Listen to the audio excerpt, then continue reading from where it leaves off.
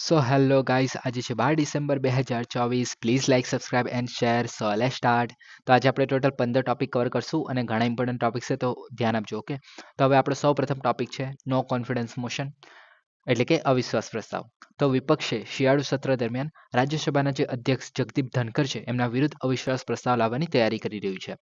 હવે આપણે જ્યારે નો કોન્ફિડન્સ મોશનની વાત કરીએ છીએ તેની વ્યાખ્યા શું છે, તો કે આની અંદર લખ્યું છે કે ગૃહના પ્રમુખ અધિકારીમાં જે અવિશ્વાસની અછત વ્યક્ત કરવા માટે એક પ્રક્રિયાગત સાધન છે. એટલે કે આપણે જે ગૃહના પ્રમુખ છે, જેમ કે આપણે લોકસભાની વાત કરીએ તો સ્પીકર થઈ ગયા, ડેપ્યુટી સ્પીકર થઈ ગયા. જ્યારે આપણે રાજ્યસભાની વાત કરીએ તો રાજ્યસભાના અધ્યક્ષ અથવા તો ચેરમેન થઈ ગયા, આપણે ડેપ્યુટી ચેરમેન થઈ ગયા, અને આપણે જે સરકાર છે એના વિરુદ્ધ પણ આપણે અવિશ્વાસ પ્રસ્તાવ જે છે લાવી શકીએ છીએ. આટલું તો બધાને ખબર જ છે. હવે આપણે જ્યારે એક એક કરીને બધાની વસ્તુ વાત કરી લઈએ કે ધારો કે આપણે સરકારને દૂર કરવી હોય તો કેવી રીતના અવિશ્વાસ પ્રસ્તાવ લાવવામાં આવે છે, તો કે સરકાર વિરુદ્ધ આપણે કેવી રીતના લાવવાના છે, તો કે અવિશ્વાસ પ્રસ્તાવ માટે પહેલા તો જે વિપક્ષના નેતાઓ છે એ અવિશ્વાસનો પ્રસ્તાવ લાવશે, તો એને જે છે પહેલા 50 લોકોનો જે છે સપોર્ટ જોઈશે. ઓકે, એક રીતે 50 લોકોને જે છે સમર્થન જોઈશે આ પ્રસ્તાવને. ઓકે, આ પ્રસ્તાવ માટે જે છે 50 લોકોનું સમર્થન જોઈશે. ત્યારબાદ આ પ્રસ્તાવ જે છે લોકસભાના જે સ્પીકર છે તેમને આપવામાં આવશે.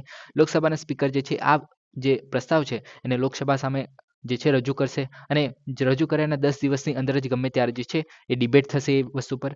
ડિબેટ કર્યા પછી જે છે આ વસ્તુ જે છે આ પ્રસ્તાવ જે છે તેને આપણે વોટિંગ માટે મૂકીએ છીએ. હવે વોટિંગ માટે મૂકે છે તો શું થાય છે, તો કે વોટિંગ માટે આપણને બધાને ખબર છે કે 545 જેટલી આપણી લોકસભામાં સીટ છે. ઓકે, હવે 545 માંથી જે છે મિનિમમ 273 જેટલા વોટ જે છે એ મળવા જોઈએ. ઓકે, એક રીતે બહુમતી આપણે કહીએ છીએ તે. ઓકે, તો 273 જેટલા વોટ જે છે આ અવિશ્વાસ પ્રસ્તાવને મળવા જોઈએ, તો જ જે છે આ પ્રસ્તાવ પાસ થયેલો ગણાય, બાકી ના ગણાય. ઓકે, હવે આમાં ઇન્ટરેસ્ટિંગ વસ્તુ એ છે કે આપણે જે આ વિશ્વાસ પ્રસ્તાવ જે છે આપણે જો સરકાર વિરોધ લાવવો હોય તો ફક્ત લોકસભામાં જ લાવી શકીએ છીએ, આપણે રાજ્યસભામાં નથી લાવી શકતા. ઓકે, તો આટલું બધાને ખબર જ હશે. હવે પહેલા 545 ની વાત કરીએ તો આ કેમ મહત્વનું છે કે 273 વોટ જ કેમ જરૂરી છે. ઓકે, તો કે 545 જેટલી સીટ છે. ઓકે, એમાંથી 273 લોકોએ જે છે આપવા જ પડે. હવે જો આપણે નોર્મલી જ્યારે આપણે વાત કરતા હોઈએ છીએ સાદી બહુમતીની, ઓકે, તેમાં પણ આપણે માની લઈએ છીએ કે 545 માં અડધા +1. ઓકે, પણ આમાં શું હોય છે કે જ્યારે આપણે સાદી બહુમતીની વાત કરીએ છીએ અને ધારો કે આજે સોમવાર છે આપણે. ઓકે, હવે સોમવારે જે છે આપણે લોકસભામાં 200 જેટલા લોકો જે છે અવેલેબલ છે, 200 લોકો જે છે વોટ જેટલા, મતલબ 200 લોકો જે છે અવેલેબલ છે. હવે 200 આપણે જે સાદી બહુમતી ગણીએ છીએ તો કે 200 માંથી જે ઓલમોસ્ટ જે છે આપણે 101 વોટ જે છે મળવા જોઈએ, તો આપણે એને સાદી બહુમતી કહે છે. ઓકે, એટલે કે લોકસભામાં કેટલા લોકો પ્રેઝન્ટ છે. ઓકે, તો એના પર આપણે ગણવામાં આવે છે. પણ જ્યારે આપણે અવિશ્વાસ પ્રસ્તાવ જેવા પ્રસ્તાવની વાત કરતા હોઈએ તો ત્યારે જે છે આપણે લોકો પ્રેઝન્ટ છે કે નથી પ્રેઝન્ટ, આપણે એ વસ્તુ નથી જોતા. ઓકે, મંત્રીઓ આવ્યા છે કે નથી આવ્યા, એને કંઈ કામ હતું અથવા તો એને વોટ નથી કર્યું, તે એ બધું નથી જોવાનું. પણ આપણે જે છે 545 સીટ છે. ઓકે, હવે લોકો ભલે એમાં 200 જ લોકો આવ્યા હોય, પણ એને 200 મતલબ 200 કરતા 273 લોકો આવ્યા, માની લો કે 273 માંથી 273 બે આ પાડતા હોય તો આ જે છે એક રીતે પ્રસ્તાવ જે છે પાસ થઈ જશે, ભલે બાકીના બધા નથી આવ્યા. તો આ રીતે આખું કામ ચાલતું હોય છે આની અંદરનો. ઓકે, હવે આગળ આપણે વાત કરીએ બીજા વિશે, તો કે લોકસભાની આપણે જ્યારે વાત કરીએ છીએ એમને સ્પીકરને દૂર કરવા માટેનો અવિશ્વાસ પ્રસ્તાવ લાવતા હોય છે ત્યારે તેની અંદર શું કરવામાં આવે છે, તો કે એમને જે છે પહેલાં તો 14 દિવસની નોટિસ આપવામાં આવશે. 14 દિવસની નોટિસ આપ્યા પછી જે છે એમના વિરુદ્ધ લોકસભામાં છે એક રીતે આ પ્રસ્તાવ જે છે પસાર કરવામાં આવશે, વોટ કરવામાં આવશે એના પર. ઓકે, વોટ કરવામાં આવશે તો વોટિંગમાં પણ આપણે સેમ આના જેવું થશે કે 545 માંથી 273 જેટલા વોટ જે છે મિનિમમ મળવા જોઈએ, તો એ જે છે એ અવિશ્વાસ પ્રસ્તાવ જે છે પસાર થયેલો ગણાય. હવે આ જે છે પ્રસ્તાવ જે છે પસાર થઈ જાય ત્યાર પછી પણ આપણે રાજ્યસભામાંથી એક સાદી બહુમતી જો મળવી જોઈએ આ પ્રસ્તાવને. ઓકે, ત્યારબાદ જ જે છે લોકસભાના જે સ્પીકર છે એને આપણે દૂર કરી શકીએ છીએ, રિમૂવ કરી શકીએ છીએ. ઓકે, એવું સેમ આપણે રાજ્યસભામાં કરવામાં આવે છે કે જે આપણે ઓછામાં ઓછા આપણે 14 દિવસની પહેલા એમને નોટિસ આપશું, જે ચેરમેન હશે તેમને. ઓકે, ત્યારબાદ રાજ્યસભામાં બહુમતીના મતો પસાર કરવામાં આવશે. જે આપણે રાજ્યસભાની વાત કરતા હોઈએ છીએ તો આપણને ખબર છે કે 245 જેટલા આપણે સીટ હોય છે, તો આપણે જે છે 124 જેટલા વોટ જે છે આપણે જરૂરી છે. ઓકે, અડધા +1. ઓકે, આપણે આનું અડધું +1 કરીએ તો આપણને 124 મળે. ઓકે, તો એટલા વોટ જે છે આપણે આ પ્રસ્તાવને પસાર થવા માટે જરૂરી છે. ઓકે, આ પ્રસ્તાવ જે પસાર થઈ ગયો ત્યાર પછી પણ જે લોકસભા દ્વારા જે પણ એના પણ મંજૂરી કરવી આવશ્યક છે. એટલે કે લોકસભામાં પણ એક રીતે સાદી બહુમતી દ્વારા આ જે છે પ્રસ્તાવ પસાર થવો પડે. ત્યારબાદ જે છે ચેરમેનને આપણે રિમૂવ કરી શકીએ છીએ, દૂર કરી શકીએ છીએ. તો આપણે આ ત્રણની વાત કરી લીધી કે કેવી રીતના આ પ્રસ્તાવ જે છે અલગ અલગ કન્ડિશનમાં લાવવામાં આવે છે. ઓકે, હવે આગળ વાત કરીએ જે બંધારણીય આપણે કલમો છે એની જોડીએ.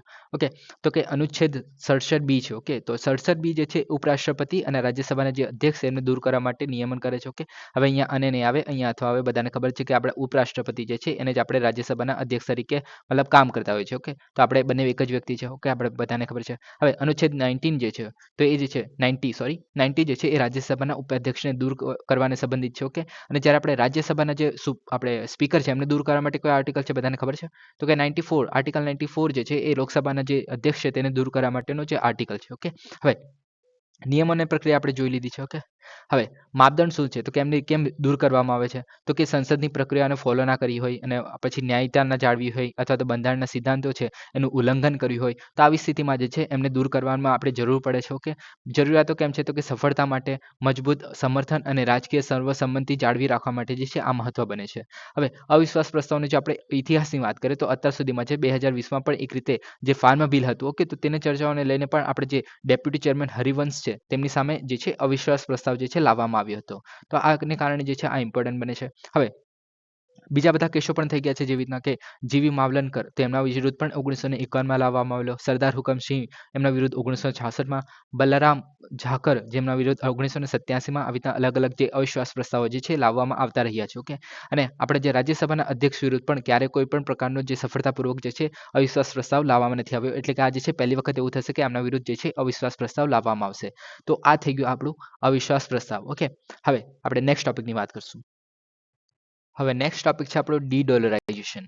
તો આરબીઆઈના ગવર્નર શક્તિકાંત દાસે સ્પષ્ટતા કરી હતી કે યુએસ ડોલર પર નિર્ભરતા ઘટાડવા માટે બ્રિક્સની અંદર જે છે એક સામાન્ય ચલણ વિશે ચર્ચાઓ ચાલી રહી છે. ઓકે, એટલે કે આપણે જે છે બધા દેશો જે છે એક સામાન્ય ચલણ લઈ આવવું જોઈએ, ફક્ત ડોલર પર નિર્ભર ના રહેવું જોઈએ, એવી જે છે બ્રિક્સની અંદર જે છે આપણે વાતો કરવામાં આવેલી, ચર્ચાઓ કરવામાં આવેલી. છતાં પણ ભારત જે છે એ ડી-ડોલરાઇઝેશન તરફ કોઈ પણ પ્રકાર નથી લઈ રહ્યું. ઓકે, હવે આપણે જ્યારે ડી-ડોલરાઇઝેશનની વાત કરીએ છીએ તો એની વ્યાખ્યા શું છે? પહેલાં તો કે આંતરરાષ્ટ્રીય વેપારમાં જે યુએસ ડોલર પર જે નિર્ભરતા છે એને ઘટાડવી. એટલે કે આપણે જે અત્યારે સુધી જેટલી પણ આપણે વેપાર કરતા હોઈએ છીએ બીજા બધા દેશો જોડે, તો બધાને ખબર જ હશે કે આપણે મોસ્ટલી ડોલરમાં વાત કરતા હોઈએ છીએ કે આટલા ડોલરમાં આપણે આટલી વસ્તુ ખરીદી. ડિફેન્સની પણ વાત કરીએ છીએ તો આટલા ડોલરમાં આપણે જે યુએસએ પાસેથી હથિયારો ખરીદ્યા, રશિયા પાસેથી મિસાઇલ ખરીદી, એ પણ ડોલરમાં જ આપણે વેચાણ થતું હોય છે કે ખરીદાતું હોય છે. તો એ બધી આપણે જોવા મળે છે. અને ચલણની જે અસ્થિરતા સાથે સંકળાયેલા જે જોખમો છે એ ઘટાડવા. હવે આ કેવી રીતના ઘટાડવા? તો કે જ્યારે આપણે ડોલરની વાત કરતા હોઈએ છીએ તો જ્યારે પણ ડોલરના ભાવમાં વધારો ઘટાડો થાય છે અથવા તો જ્યારે અમેરિકામાં જે છે એનો શું કહે કે ભાવ વધારો થઈ જાય છે, અમેરિકાનો પોતાનો દેશનો, ઓકે, અમેરિકાનો જે ભાવ વધારો ઘટાડો થઈ જાય છે તો એની ઇફેક્ટ જે છે આપણે ઇન્ડિયામાં પણ જોવા મળે છે કે એને કારણે આપણા ઇન્ડિયામાં પણ ભાવ વધારો જોવા મળતો હોય છે. તો એવું બધું ના થાય તો એને કારણે આપણે ડી-ડોલરાઇઝેશન એટલે કે આપણે ડોલરનો ઉપયોગ નહીં કરવો એવું થાય છે. તો એ રીતે એના કારણે આ વસ્તુ લાવવી જરૂરી બને છે. હવે વૈશ્વિક સંદર્ભની જો આપણે વાત કરીએ તો બીજા બધા દેશો છે જેમ કે આપણે ચીન અને રશિયા છે તો એ પણ જે છે ડી-ડોલરાઇઝેશન માટે પ્રક્રિયાઓ ચાલુ કરી દીધી છે. જેમ કે એમને જે છે સ્થાનિક ચલણમાં દ્વિપક્ષીય વેપાર કરવાનું ચાલુ કરી દીધું છે. એટલે કે દ્વિપક્ષીય વેપાર એટલે કેવી રીતના? તો કે ચીન અને રશિયા જ્યારે એકબીજા સાથે વ્યવહાર કરશે ત્યારે એ જે છે ડોલરનો ઉપયોગ નહીં કરે, પણ ચીનનું જે યુઆન છે તેનો ઉપયોગ કરશે. એટલે કે ચીનના રૂપિયાને આપણે યુઆન કહે છે, રશિયાના મને નથી ખબર શું કહેવાય છે. ઓકે, તે એમના જે પોતપોતાના જે રૂપિયા છે, કરંટ નોટો છે, ઓકે, કરન્સી છે પોતાની દેશની, ઓકે, તો તેનો યુઝ કરશે એકબીજાના દેશો સાથે. ઓકે, અને જે ડોલરનો ઉપયોગને ઘટાડશે આ રીતે. ને શું કહે કે આ રીતે આપણે શું કહે કે એક રીતે વ્યાપાર પણ થઈ જાય છે અને આપણે ડોલરનો પણ ઉપયોગ નથી કરતા. ઓકે, તો આ રીતે આખું ચાલશે. પ્લસ આ લોકો શું કરી રહ્યા છે? તો કે સોનાના ભંડોળમાં વધારો કરી રહ્યા છે, જેથી આપણે એક રીતે મજબૂતાઈ બનાવી શકીએ. કેમ કે સોનાના ભાવ તો સોનાનો આપણે ભંડોળ વધારીએ, ઓકે, તો એ મતલબ આપણે કોઈ પણ કરન્સી જે છે એક રીતે મેળવી શકીએ છીએ સોનાનો ઉપયોગ કરીને. તેના માટે જે છે ઇમ્પોર્ટન્ટ બને છે. ઓકે, હવે આગળ વાત કરીએ એની અંદર તો કે ભારતની શું પહેલ છે આને લઈને ડી-ડોલરાઇઝેશન માટે? તો કે ભારતે જે છે સ્થાનિક ચલણમાં દ્વિપક્ષીય વેપાર માટે પસંદગીના રાષ્ટ્રો સાથે કરારો કર્યા છે, એના પર હસ્તાક્ષર કર્યા છે. જેમ કે આપણે શ્રીલંકા થઈ ગયું, રશિયા થઈ ગયું, તો એ લોકો સાથે આપણે જે છે આપણે ઇન્ડિયન રૂપીમાં આપણે કરી શકીએ છીએ આપણે કામ. ઓકે, ખર્ચ ઘટાડો અને વિનિમય દરની આપણે અસ્થિરતા છે તેને પણ આપણે ઘટાડી શકીએ છીએ. ત્યારબાદ અનામત સોના અને જે અન્ય કરન્સી પર ધ્યાન કેન્દ્રિત કરે છે. જ્યારે આપણે ફોરેક્સ રિઝર્વની વાત કરીએ છીએ ત્યારે, ઓકે, હવે ફોરેક્સ રિઝર્વનું વૈવિધ્યકરણ. હવે ફોરેક્સ રિઝર્વ એટલે શું? તો કે આપણે જે શું કહે કે જ્યારે પણ આપણે ધારો કે આપણે 1991ની વાત કરીએ છીએ, ઓકે, તો આપણે જે મતલબ આપણી પાસે એટલા જ રૂપિયા હતા કે આપણે 90 દિવસ સુધીનું તેલ ખરીદી શકીએ. ઓકે, તો એ વસ્તુ આપણે આવી ગયેલી. ત્યાર પછી આપણે IMF જોડે વાત કરેલી ને પછી એ લોકો લોન આપવા માટે રેડી થઈ ગયેલા, પણ કેટલીક શરતો આપેલી. ઓકે, અને એમાં આપણે શરતોમાં તમને બધાને ખબર જ હશે, ઇન્ડસ્ટ્રીલાઇઝેશન, પ્રાઇવેટાઇઝેશન, ગ્લોબલાઇઝેશન, એ વસ્તુ તમને ખબર જ હશે. ઓકે, તો એ બધું જોવા મળેલું. તો એવું આપણે જે છે એના માટે આપણે ફોરેક્સ રિઝર્વ પર ધ્યાન કરવું પડે છે. ઓકે, એમાં વૈવિધ્યકરણ કરવાનું છે. હવે ફોરેક્સ રિઝર્વમાં છે 4-5 વસ્તુ આવતી હોય છે કે 4 વસ્તુ આવતી હોય છે. જેમ કે આપણે પહેલું થઈ ગયું કે આપણે સોનું અંદર રાખીએ છીએ, આપણે ગોલ્ડ બુલિયન્સ કહે છે. ઓકે, ત્યારબાદ અલગ અલગ જે દેશો છે એના કરન્સી લાવતા હોઈએ છીએ. પછી આપણે સ્પેશિયલ ડ્રોઈંગ રાઇટ્સ લાવતા હોય છે. પછી આપણે HDFCની પણ એક કરન્સી હોય છે IMFની જ. ઓકે, પણ એ મને યાદ નથી અત્યારે. ઓકે, તો આ 4 વસ્તુ હોય છે ટોટલ. તો એ 4 વસ્તુને લઈને પછી આપણે ફોરેક્સ રિઝર્વનું આપણે એમાં જે છે વધારો કરીએ તો આપણે જે બીજા બધા દેશો પર આપણે જે ડોલરને લઈને આપણે ડિપેન્ડન્ટ હોય છે, ઓકે, ડોલર પર જે આપણે ડિપેન્ડન્ટ છીએ કોઈ પણ વસ્તુ ખરીદવા વેચવા માટે, તો આને આપણે ઘટાડી શકીએ છીએ. અને ફોરેક્સ રિઝર્વમાં આપણે ડોલરનો પણ સમાવેશ થાય છે, બીજા બધા દેશોનો પણ સમાવેશ થાય છે, તો બધાને ખબર જ હશે. ઓકે, હવે આમાં શું હોય છે તો કે આયનઆર વેપારને પ્રોત્સાહન આપવું, એટલે કે જે ઇન્ડિયન રૂપીઝ છે, ઓકે, તો તેના ઉપયોગ કરવો, અને આંતરરાષ્ટ્રીય જે જ્યારે પણ વ્યવહાર કરતા હોય તો એમાં જે છે આપણે રૂપિયાનો યુઝ કરવો, તો એના માટે આપણે કામ કરતા હોય છે. હવે ડી-ડોલરાઇઝેશનની અસરની જો આપણે વાત કરીએ તો કેવી રીતના થાય છે, તો કે વૈશ્વિક અર્થતંત્ર પર ડોલરની શું અસર થશે, આ જો આપણે ડોલર ઘટાડી દઈશું તો શું થશે, તો કે વૈશ્વિક અનામતની ચલણ તરીકે જે યુએસએની ડોલર છે એની ભૂમિકા નબળી પાડે છે, તો આપણે ડોલરનો યુઝ નહીં કરીએ તો આપણે યુએસના ડોલરની કિંમત પણ ઘટી જશે એક રીતે. ઓકે, વેપાર વેપાર બ્લોક્સ અને નાણાકીય જોડાણ તરફ દોરી જઈ શકે છે. એટલે શું થશે આની અંદર, કે ધારો કે આપણે ચીન અને રશિયા છે, ઓકે, તો એ બંને એકબીજા સાથે પોતપોતાના જે પૈસા છે એમાં જ વાત કરતા હશે, અથવા તો એમાં જ આપણે વ્યવહાર કરતા હશે, તો બીજા બધા લોકો એમાં બાકી રહી જશે. જેમ કે આપણે ઇન્ડિયાનું રૂપી છે, ચાઇનાનું યુઆન છે, જાપાનનું યુઆન છે, ઓકે, તો એ બધા અલગ અલગ જે મતલબ રૂપિયા છે એને કારણે શું થાય છે, જાપાનનું બીજી કોઈ કરન્સી મને યાદ નથી અત્યારે. ઓકે, હવે મતલબ બધા દેશોની અલગ અલગ કરન્સી છે, તો જે દેશ પાસે બીજા દેશોના જે પૈસા છે તે અવેલેબલ હશે, તો એક રીતે બ્લોક્સ બની જશે કે ભાઈ હું ફક્ત ચાઇના જોડે જ વ્યવહાર કરીશ, કેમ કે ઇન્ડિયાના રૂપીમાં પેમેન્ટ કરે છે, તો એ રીતે બ્લોક્સ બનાવવાનો પણ જોડાઈ શકે છે. તો એવું બધું ના થાય તો મતલબ એ બધું પણ થઈ શકે છે જો ડી-ડોલરાઇઝેશન કરવામાં આવે. તો એના માટે જ આપણે બ્રિક્સ જેવી કન્ટ્રી, આપણે બ્રિક્સ જ્યારે શું કહે કે ચર્ચાઓ કરવામાં આવે છે કે આપણે પર્ટિક્યુલર એક જે કરન્સી છે એ બનાવીએ, જેથી આપણે ડોલર પર નિર્ભર ના રહેવું પડે, પ્લસ આપણે જે પોતપોતાના જે રૂપિયા છે તેનો પણ ઉપયોગ ના કરવો પડે, એના માટે જે છે કરન્સી ઉપયોગી બનશે. ઓકે, પછી વૈકલ્પિક કરન્સી, તો કે પ્રાદેશિક ચલણ અથવા તો સોનાને વેપાર અને અનામત સંમતિ તરીકે પ્રોત્સાહન આપે છે, એટલે કે આપણે એક સ્પેસિફિક કરન્સી લઈ આવીએ તો આ બધી પ્રોબ્લેમ્સ પણ સોલ્યુશન લાવી શકીએ છીએ. ઓકે, હવે ભારતની અર્થવ્યવસ્થા પર આપણે વાત કરીએ તો ડોલરની અસ્થિરતા સામે સ્થિતિસ્થાપકતા વધારે છે. હવે આપણે મેં જેમ આગળ કીધું કે જ્યારે પણ આપણે અમેરિકામાં આપણે ભાવ વધારાની વાત કરીએ છીએ, તો એ ભાવ વધારાને કારણે આપણે ઇન્ડિયામાં પણ એ વસ્તુની અસર જોવા મળતી હોય છે, કેમ કે આપણે ડોલરનો યુઝ કરતા હોય છે વૈશ્વિક વ્યાપારમાં. તો એ વસ્તુ ના થાય તો એના માટે આપણે જે વધારે સ્થિતિસ્થાપકતા જાળવવી હોય તો આપણે ડી-ડોલરાઇઝેશન છે એ જરૂરી છે. જોખમનું શમન, તો કે અર્થતંત્રને અચાનક જે ડોલર આધારિત જે આંચકાઓથી બચવા, જેમ કે મેં કીધું કે મોંઘવારીનો જે આંચકો લાગતો હોય છે તેનાથી બચવામાં પણ આ હેલ્પફુલ બને છે, તો એને કારણે જે છે મહત્વનું બને છે. તો આ થઈ ગયું આપણું ડી-ડોલરાઇઝેશન. ઓકે, હવે આપણે નેક્સ્ટ ટોપિકની વાત કરશું. હવે નેક્સ્ટ ટોપિક છે બીમા સખી યોજના. તો વડાપ્રધાને 9 ડિસેમ્બર 2024ના રોજ હરિયાણાના પાણીપતમાં વીમા સખી યોજના જે છે શરૂ કરી છે, અને મહિલા સશક્તિકરણ અને નાણાકીય સમાવેશ માટે તેમના વિઝનને મજબૂત બનાવ્યું છે. હવે આપણે બીમા સખી યોજનાની જો વાત કરીએ તો life insurance corporation of India છે એના દ્વારા જે છે આખું લોન્ચ કરવામાં આવ્યું છે. ઓકે, હવે આનો ધ્યેય શું છે, તો કે જે મહિલાઓ છે એમને LIC એજન્ટ તરીકે કામ આપી, તાલીમ આપી, ઓકે, અને નાણાકીય સાક્ષરતા અને વીમા જાગૃતિને પ્રોત્સાહન આપીને આર્થિક રીતે સશક્ત બનાવવાનું છે. ઓકે, એટલે કે આની અંદર એક તીરસે દો નિશાના જેવી વાત કરવામાં આવે છે કે મહિલાઓને જોબ આપવામાં આવશે એક રીતે LIC એજન્ટ તરીકે, અને ત્યારબાદ એમની નાણાકીય સાક્ષરતાઓ તો ઓટોમેટિક વધવાની છે, કેમ કે LICના એજન્ટ તરીકે કામ કરશે. પ્લસ એ લોકો જેમને પહોંચી વળશે, ઓકે, મહિલાઓને પહેલાં તો જે LICનું મતલબ શું કહે કે આપણે વીમાની વાત કરતા હોય છે તો એનું નોલેજ હોય છે. ઓકે, તો એ લોકો પાસે નોલેજ આવશે તો આગળ જે છે મતલબ એક ફેમિલી હોય, ધારો કે એક ફેમિલી હોય તો એમાં જે છે બહેન થઈ ગયા અથવા તો મમ્મી થઈ ગયા, ઓકે, એ જે છે LIC એજન્ટ તરીકે કામ કરતી હશે, તો એ જે છે એનું નોલેજ આખા મતલબ ફેમિલીમાં એક રીતે જશે, કેમ કે ભાઈ વીમો જે છે ઇમ્પોર્ટન્ટ વસ્તુ છે, ઓકે, બધાને ખબર છે. ઓકે, તો એ વસ્તુ એ રીતે જે છે આપણે અલગ અલગ ફેમિલીઓને ટાર્ગેટ કરીને આપણે વીમાની જાગૃતિ વધારી શકીએ છીએ. ઓકે, અને એના દ્વારા વેચાણ પણ કરવામાં આવશે, તો એમનું જે આપણી રીચ જે છે વધારે હશે. ઓકે, તો આને કારણે જે છે આપણે વીમા સખી યોજના છે ઇમ્પોર્ટન્ટ બને છે. ઓકે, હવે આની અંદર કઈ મહિલાઓ ભાગ લઈ શકે છે, તો કે જોબ કોણ લઈ શકે છે LIC એજન્ટ તરીકે, તો કે 18 થી 70 વર્ષની જે મહિલા છે તો એ લોકો જે છે આની અંદર માપદંડ તરીકે બીમા સખી યોજનામાં LIC એજન્ટ તરીકે કામ કરી શકે છે, અને ઓછામાં ઓછું છે એમને ધોરણ 10 જે છે પાસ કરેલું હોવું જોઈએ, તો જે છે LIC એજન્ટ તરીકે કામ કરી શકે છે. હવે આની અંદર લક્ષણો જોવા મળે છે, જેમ કે એ લોકો જે છે મહિલાઓને પ્રથમ 3 વર્ષ માટે જે છે વિશેષ તાલીમ આપવામાં આવશે, અને તાલીમ ચાલતી હશે ત્યારે સ્પેશિયલ સ્ટાઇપન્ડ પણ આપવામાં આવશે, એટલે કે એમને પગાર પણ આપવામાં આવશે, એક રીતે સ્ટાઇપન્ડ કહી શકાય આપણે. ઓકે, પગાર તો નહીં કહીએ. ઓકે, ત્યારબાદ તાલીમ પૂરી થઈ જશે પછી શું થશે, તો કે એ જે બીમા સખીઓ છે એ વિકાસ અધિકારી તરીકે પણ કામ કરી શકે છે, અથવા તો LIC એજન્ટ તરીકે સેવા આપી શકે છે. તો આ બે વસ્તુ કામ કરી શકે છે. ઓકે, એમની જે ઈચ્છા છે એમને જે કરવું હોય તે. ઓકે, પછી વીમા જાગૃતિ, તો મેં જેમ કીધું કે મહિલાઓ જે છે વીમા જાગૃતિ તરફ આગળ કામ કરી શકે છે, અને તેવા જે છે વીમા ઉત્પાદનોની એક્સેસને પ્રોત્સાહન આપે છે. તો આવા જે અલગ અલગ જે વિસ્તારો છે, જેમ કે આપણે ટકાઉ ઓછી સેવા ધરાવતા જે સમુદાયોની વાત કરીએ છીએ. ઓકે, ઓછા સમુદાયો એટલે કે ઓછી સેવા ધરાવતા સમુદાય એટલે કે આપણે ગામડાઓની વાત કરીએ છીએ મોસ્ટલી આમાં. ઓકે, તો એ લોકોને આપણે જે છે બેન્કિંગ અને ઇન્સ્યોરન્સની સેવાઓ જે છે એને આપણે પહોંચાડી શકીએ છીએ. ઓકે, પછી ટકાઉ આજીવિકા અને વધારાની આવક પ્રદાન કરે છે. જે ફેમિલી છે તેમને એક રીતે સ્ત્રીઓ માટે જે છે એક રીતે જોબ પણ પ્રોવાઈડ કરે છે અને વધારાની આવક આપશે. ઓકે, કેટલી આવક આપે છે? તો કે વાર્ષિક જે છે 1.75 લાખ કમાવાની તક પૂરી પાડે છે એક રીતે. ઓકે, તો એને કારણે જે છે મહિલાઓ માટે ઇમ્પોર્ટન્ટ બનશે. ઓકે, હવે ગ્રામીણ અને શહેરી જ્યારે આર્થિક ઇકોસિસ્ટમમાં મહિલાઓની ભૂમિકાને વધારે છે, કેમ કે આપણે મોસ્ટલી વાત કરતા હોય છે શહેરની જે લેડીઝ છે મોસ્ટલી કામ કરતી હોય છે,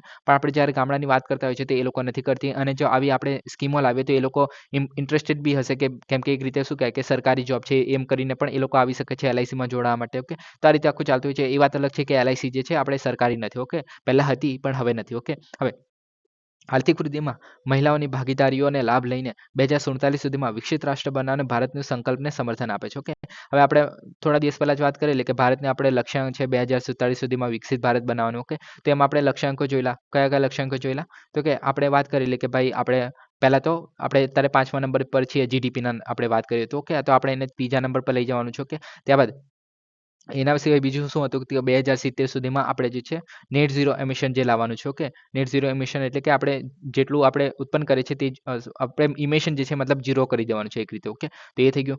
ત્યારબાદ બીજો પણ હતું આપણે શું કહે કે જેટલું પણ આપણે જે ડિગ્રેડેશન થઈ રહ્યું છે લેન્ડનું. ઓકે, જમીનનું જે આપણે શું કહે કે પ્રદૂષણ થઈ રહ્યું છે અથવા તો જે રીતે આપણે પડતર બની રહી છે તો એને રોકવાનું હતું. તો આ બધા અલગ અલગ ટાર્ગેટની વાત કરેલી. ઓકે, હવે આ થઈ ગયું આપણું બીમા સખી યોજના. હવે નેક્સ્ટ ટોપિકની વાત કરીએ આપણે GI ટેગ પ્રોડક્ટ્સ. તો અષ્ટલક્ષ્મી 2024 ઉત્તર પૂર્વ ક્ષેત્રને જે સમૃદ્ધ વારસાનું પ્રદર્શન કર્યું, તેના GI ટેગ વાળા જે ઉત્પાદનો છે એને પ્રકાશિત કર્યા હતા અને તેની અનન્ય સાંસ્કૃતિક અને કૃષિ પરંપરાઓને પ્રતિબિંબિત કરી હતી. ઓકે, હવે અષ્ટલક્ષ્મી જે છે રીતે અષ્ટલક્ષ્મીનો દિવસ હતો તે દિવસની વાત કરવામાં આવે છે. ઓકે, હવે GI ટેગની વાત કરીએ તો કયા કયા પ્રોડક્ટ જે છે આપણે જાહેર કરવામાં આવેલા? તો કે આદિ કેકરી આદુ, તો એ જે છે અરુણાચલ પ્રદેશનું આદુ છે. ઓકે, દિબાંગ ખીણમાં ઉગાડવામાં આવે છે અને ઔષધીય ગુણધર્મો પણ ધરાવે છે. પાચન અને માસિક સ્રાવમાં આ જે છે એક રીતે રાહત આપવાનું કાર્ય કરે છે, તો એને કારણે આ ઇમ્પોર્ટન્ટ બનશે. પછી વક્રો ઓરેન્જ, તો એ પણ અરુણાચલ પ્રદેશનું છે. મોનપા મકાઈ, તો એ પણ અરુણાચલ પ્રદેશનું છે. તો 3 વસ્તુ છે આદિ કેકરી આદુ, વક્રો ઓરેન્જ અને મોનપા મકાઈ. તો આ 3 વસ્તુ જે છે આપણે અરુણાચલ પ્રદેશની છે. તો હવે વક્રો ઓરેન્જ જે છે એક રીતે ઉચ્ચ પોષક મૂલ્ય ધરાવે છે. પરંપરાગત ખેતી પદ્ધતિનો ઉપયોગ કરીને ખેતી કરવામાં આવે છે. એની પોષક તત્વોથી ભરપૂર છે જે મોનપા મકાઈ છે અને એ પણ પરંપરાગત કૃષિ પદ્ધતિનો દર્શાવે છે. ત્યારબાદ છે સિક્કિમનું, તો સિક્કિમનું જે છે દલે ખુરશા, તો દલે ખુરશાની જે છે સિક્કિમનું છે એ શું છે તો કે જ્વલંત લાલ મરચું છે. ઓકે, તો લાલ મરચું છે અને એનો ઉપયોગ જે છે અથાણુંમાં પેસ્ટ તરીકે વાપરવામાં આવે છે અને તીક્ષ્ણ અને ઔષધીય ફાયદા પણ દર્શાવે છે. ત્યારબાદ નાગાલેન્ડની 3 વસ્તુ છે જેમ કે નાગા કિંગ ચીલી, ચક હાઓ ચોખા અને નાગા કાકડી. તો નાગા કિંગ ચીલી તો આપણે આ વસ્તુ ડિસ્કસ કરેલી જ્યારે ન્યૂઝમાં હતી ત્યારે. ઓકે, વિશ્વના સૌથી ગરમ મરચા છે. ઓકે, નાગા રાંધણ કળા માટે એક અભિન્ન છે. ઓકે, પછી આવે ચકા હાઓ ચોખા, તો એ જે છે સુગંધિત કાળા ચોખા છે. ઓકે, તો આ યાદ રાખવું કે આ જે છે એક રીતે કાળા ચોખા છે અને કૃષિની વિવિધતા માટે પ્રકાશિત છે. ઓકે, નાગા કાકડી, તો એ જે છે પોષક તત્વોથી ભરપૂર જે વિશિષ્ટ કાકડી છે, આની અંદર એવું કંઈ યાદ રાખવા જેવું નથી. ઓકે, તો આ થઈ ગયું આપણે 3 નાગા કિંગ ચીલી, ચક હાઓ ચોખા, નાગા કાકડી. તો આ બધા છે નાગાલેન્ડના. અને બાકીનું રહી ગયું આપણું આસામના, તો કાજીનીમુ જે લીંબુ છે આપણું. ઓકે, તેજપુર લીચી અને જોહા ચોખા. તો હવે જ્યારે આપણે કાજીનીમુની વાત કરીએ તો મોટી લીંબુની વિવિધતા મતલબ એક રીતે પ્રજાતિ છે. ઓકે, તીક્ષ્ણ ટેગ અને ટેસ્ટ છે અહીંયા તીક્ષ્ણ ટેસ્ટ છે, કદ છે અને સુગંધ માટે જાણીતું છે. ઓકે, ત્યારબાદ તેજપુર લીચીની વાત કરીએ તો એ રસદાર લીચી છે. ઓકે, લીચી એટલે કે એક ફળનું નામ લીચી છે, બધાને ખબર જ હશે કે આસામના વારસા માટે નોંધપાત્ર છે. અને જોહા ચોખા, તો એ જે છે સુગંધિત ચોખા છે, આપણે બધાને ખબર છે, આપણે આને પણ ડિસ્કસ કરેલું. તો એ જે સમૃદ્ધ આસામી કૃષિ છે એની પરંપરાઓને પ્રતિબિંબિત કરે છે. ઓકે, તો આવી રીતના ત્રણના જે પેરમાં યાદ રાખશો તો યાદ રહી જશે. ઓકે, હવે આ થઈ ગયું. હવે આપણે નેક્સ્ટ ટોપિકની વાત કરીએ પૂજાના સ્થળો વિશેષ જોગવાઈ અધિનિયમ 1991. તો કે ભારતની સર્વોચ્ચ અદાલતે પૂજાના સ્થાનો વિશેષ જોગવાઈ અધિનિયમ 1991 છે એટલે કે places of the worship special provision act 1991 છે, તેને જે બંધારણીય માન્યતાઓને પડકારતી જે અરજીઓ છે એની સુનાવણી માટે 3 જજની બેન્ચ જે છે એની રચના કરેલી. હવે આના વિશે વાત કરીએ તો કે પૂજાના સ્થળો વિશેષ જોગવાઈ અધિનિયમ છે શું? તો કે 15મી ઓગસ્ટ જે હતી 1947ની આપણે વાત હતી. ઓકે, તો એના રોજ જે અસ્તિત્વમાં હોય તો તેવી જ રીતે પૂજાના સ્થાનો જે છે સ્થિર રાખવાનું. ઓકે, એટલે કે જ્યારે આપણે 15મી ઓગસ્ટ 1947નો દિવસ હતો અને તે દિવસે જે છે આપણું જે રામ મંદિરની જગ્યાએ મતલબ જે મંદિરની જગ્યાએ જે મંદિર હતું, જે મસ્જિદની જગ્યાએ જે મસ્જિદ હતું, તો એ બધું જે છે તેવીને તેવું જ રાખવું 1947ની આ દિવસ પછી. ઓકે, એટલે કે એમાં કોઈ પણ પ્રકારનો ચેન્જીસ નહીં કરવામાં આવે. આગળ આપણે જોઈશું કે અમુક આમાં અપવાદો રાખવામાં આવેલા છે, જેમ કે આપણે રામ મંદિરની વાત કરીએ છીએ ત્યારે. ઓકે, હવે તેમાં જે છે મૂળ પાત્રને જાળવી રાખવા માટે અને આ સ્થળોને ધાર્મિક રૂપાંતરોને અટકાવે છે. એટલે કે આપણે જે મંદિર છે તેને આપણે મસ્જિદ બનતા અને મસ્જિદ છે તેને મંદિર બનતા અટકાવવાનું કામ કરે છે આ અધિનિયમ હેઠળ. મુખ્ય જોગવાઈઓ પણ જોવા મળે છે, જેમ કે ધર્માંતર પર પ્રતિબંધ જોવા મળે છે કલમ 3 પ્રમાણે. તો કે સંપ્રદાયો વચ્ચે પૂજાના સ્થાનોના રૂપાંતરણને નામંજૂર કરે છે. એટલે કે આપણે જો કોઈ પૂજાનું સ્થાન તેને ચેન્જ કરવું હોય તો આ એક્ટ હેઠળ જે કલમ 3 છે તો એ જે છે નામંજૂર કરે છે. પછી ધાર્મિક પાત્રતાની જાળવણી કરે છે વિભાગ 4. તો આ જે છે આ દિવસ હતો, ઓકે, ત્યાર સુધી જે ધાર્મિક ઓળખની જાળવણી કરતી જે સુનિશ્ચિત કરે છે, ઓકે, એટલે કે આ દિવસ પછી કોઈ પણ પ્રકારનું જે છે ચેન્જીસ નહીં કરવામાં આવે. કોઈ પણ ધર્મનું જે મંદિર અથવા તો મસ્જિદ હશે અથવા તો બીજું કંઈ ગુરુદ્વારા હશે અથવા તો જે હશે તે, ઓકે, જે પ્રાર્થના કરવાનું જે સ્થળ હશે તેમાં કોઈ પ્રકારનું ચેન્જ નહીં કરવામાં આવે. ત્યારબાદ આની અંદર કેસોનું નિવારણ પણ રાખવામાં આવે છે કલમ 4(2) માં. એમાં શું છે તો કે પેન્ડિંગ કાનૂની કાર્યવાહી સમાપ્ત કરે છે. એટલે કે જે અત્યાર સુધી પેન્ડિંગ કરેલું હતું, જે 1947 પહેલાં પણ પેન્ડિંગ હતું, ઓકે, તો તેમાં જે છે એક રીતે સોલ્યુશન લાવવાનું કામ કરે છે. એના માટે કટ ઓફ તારીખ પહેલાં જે રૂપાંતરણ સંબંધિત જે નવા કેસો છે એને પ્રતિબિંબિત કરે છે. એટલે કે આપણે જે કટ ઓફ ડેટ કહીએ છીએ અહીંયા જગ્યાએ, તો કે આપણે 15મી ઓગસ્ટ 1947 જે દિવસ છે, ઓકે, તો ત્યાર પછી જે રૂપાંતરણ સંબંધિત જે નવા કેસો છે તો એને આવતા રોકવાનું કામ કરે છે એક રીતે. ત્યારબાદ અપવાદો પણ જોવા મળે છે, જેમ કે આપણે રામ જન્મભૂમિ બાબરી મસ્જિદનો જે કેસ હતો, જેમાં આપણે અત્યારે આપણે શું કહે કે હિન્દુ મંદિર રામ મંદિર જે છે આપણે બનાવવાનું આપણે હા પાડી દીધેલી, ઓકે. ત્યારબાદ પ્રાચીન સ્મારકો અને પુરાતત્વીય સ્થળો અને અવશેષ અધિનિયમ જે 1958 છે, ઓકે, તો તેના હેઠળ પ્રાચીન સ્મારકોને પણ આપણે આની અંદર બાકાત રાખવામાં આવે છે. અમુક વાર ન્યૂઝમાં પણ આવતું હોય છે કે કોઈ નવી જમીન મતલબ નવી કોઈ જગ્યા મળી હોય અને તેમાં આપણે હિન્દુના પુરાવા મળતા હોય છે, ત્યારે પણ આપણે એને હિન્દુ મંદિર અથવા તો બીજું કઈ રીતે આપણે એને ટેકલ કરતા હોઈએ છીએ. અધિનિયમ આપણે આર્કિયોલોજીકલ સર્વે ઓફ ઇન્ડિયા જે છે મોસ્ટલી આ કામ કરતું હોય છે, તમને બધાને ખબર જ હશે આ વસ્તુ, ઓકે. હવે અધિનિયમ પહેલા પરસ્પર કરાર દ્વારા જે પટાવટ થયેલા વિવાદો છે તેને પણ આપણે અપવાદ ગણવામાં આવે છે. એટલે કે આની અંદર શું કરવામાં આવે છે કે આપણે 15મી ઓગસ્ટ 1947 પહેલા જો કોઈ મસ્જિદ હતું, મંદિર હતું, કે તો એની અંદર જે મતલબ થોડા ઘણા ચેન્જીસ કદાચ કરવામાં આવ્યા હોય કે અને તેમાં જે છે અધિનિયમ દ્વારા જે છે એનું સોલ્યુશન લાવી દેવામાં આવ્યું હોય વિવાદોનું, ઓકે, કરાર દ્વારા કોઈ સોલ્યુશન લાવી દેવામાં આવ્યું હોય, તો એ કરારો દ્વારા જે આપણે સોલ્યુશન લાવ્યું હોય, આ જે છે અધિનિયમ આવેલો ત્યાર પહેલાની વાત છે, ઓકે, તો એને પણ આપણે સોલ્વ કરવામાં આવશે. આ અધિનિયમ છે, ઓકે, તો પૂજાનું જે સ્થાન છે એનું અધિનિયમ જે છે તો તેના હેઠળ જ એને પણ આપણે ઇન્ક્લુડ કરવામાં આવશે અને ત્યારબાદ એનું જે છે સોલ્યુશન લાવવામાં આવશે, ઓકે. હવે આ બધી વસ્તુઓને જો કોઈ ના માને તો એની અંદર આપણે જે કલમ 6 છે તો તેના હેઠળ દંડ આપવામાં આવે છે 3 વર્ષીય સુધી જેલની સજા અથવા તો દંડ પણ લાદવામાં આવી શકે છે, ઓકે, ઉલ્લંઘનની સ્થિતિમાં. તો આ બધું જ કરવામાં આવે છે આપણે પૂજાના સ્થળો વિશેષ જોગવાઈ અધિનિયમ 1991 છે એની અંદર, ઓકે.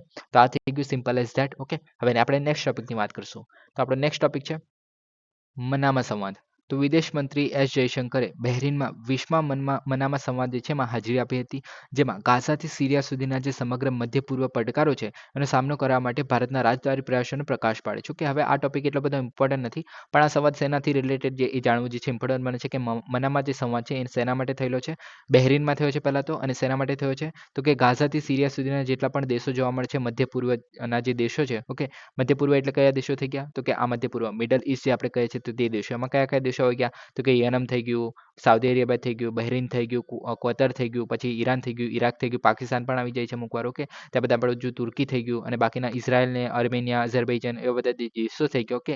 તો આ બધા દેશોને જે છે આપણે મધ્ય પૂર્વ જે મધ્ય પૂર્વ જે છે એમાં આપણે ગણી લેવામાં આવે છે, ઓકે. તો એમાં જે છે પડકારો જે જોવા મળે છે તો તેના સોલ્યુશન તરીકે આપણે જે ભારતના રાજદ્વારી પ્રયાસો છે તો એને પ્રકાશ પાડવાનું કાર્ય કરે છે. તો એના માટે આ જે છે મનામા સંવાદ જે છે જોવામાં આવે છે, ઓકે. હવે મનામા ક્યાં આવેલું છે તો તમે જોઈ શકો છો બહેરીનમાં જે છે અહીંયા મનામા આવેલું છે, ઓકે. અને બહેરીન ક્યાં આવેલું છે તો કે આપણે મિડલ ઈસ્ટની જ વાત કરીએ છીએ તો આપણે અહીંયા પર્શિયન ગલ્ફ છે, ઓકે. તો પર્શિયન ગલ્ફની જે આપણે અહીંયા છે, ઓકે, તો આપણે કતરની બાજુમાં જે ઓલમોસ્ટ કહી શકીએ તો ત્યાં આવેલું છે, ઓકે.